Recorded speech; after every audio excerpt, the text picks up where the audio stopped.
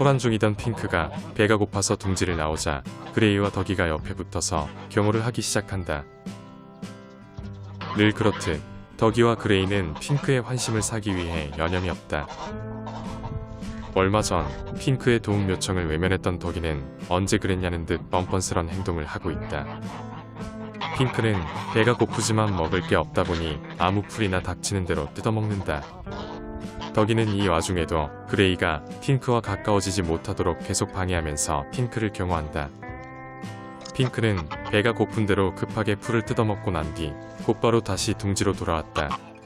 하지만 혹시라도 둥지 안에 알을 빼앗길까봐 핑크는 다른 곳으로 가라고 나에게 화를 낸다. 지난 3개월 동안 낳았던 알들을 모두 나에게 빼앗긴 핑크는 나를 극도로 싫어한다. 하지만 나로선 어쩔 도리가 없다.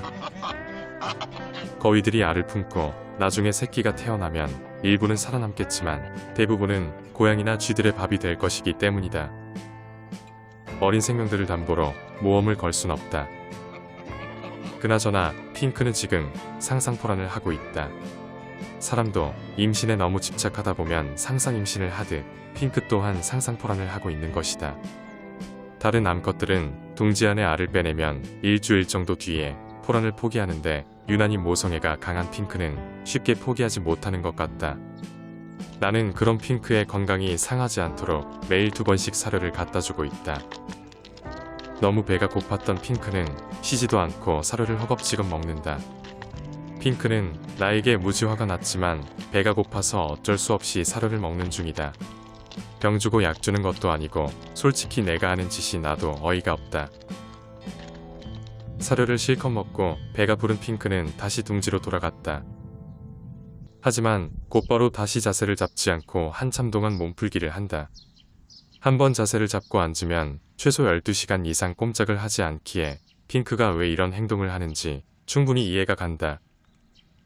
한참 동안 몸풀기를 하고 난 뒤 핑크는 다시 자세를 잡고 포란을 하기 시작한다. 하지만 녀석의 건강을 위해 이제 그만 포란을 포기하길 바란다. 한편 타이는 내가 만들어준 쉼터에서 탈출을 시도하고 있다. 도대체 무엇 때문에 녀석은 이곳의 안락한 생활을 마다하고 탈출을 하려고 하는 걸까? 양계장 출신 암탉들은 어릴 때부터 좁은 케이지 안에서 지내다 보니 날개의 힘이 굉장히 부족하다. 그래서 이 정도의 장애물도 녀석에겐 쉽지 않은 도전이다. 하지만 한참의 고민 끝에 타이는 팔레트 위에 올라가기를 성공한다. 하지만 높은 곳에서 뛰어본 적이 없는 타이는 또다시 고민에 빠졌다.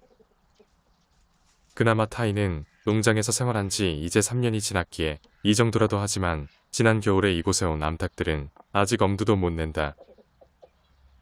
한참의 고민 끝에 뛰어내리는 타이. 녀석이 힘들게 장애물을 넘어서 찾아온 곳은 다름 아닌 애용하던 둥지다. 내가 쉼터 안에도 둥지를 마련해줬지만 녀석은 그것을 마다하고 자신의 둥지를 힘겹게 찾아온 것이다. 그동안 여러 종류의 가금류를 키우고 있지만 닭이라는 동물은 자신의 생활 패턴이 바뀌는 걸 굉장히 불편해하는 성향을 가졌다. 닭들은 잠을 잘 때도 정해진 닭장 안에 정해진 장소에서 잠을 자야 하며 먹이 활동을 할 때도 즐겨 다녔던 장소에만 찾아간다. 모험심이 강해 새로운 장소를 찾아다니는 오리들과는 상당히 차이가 난다.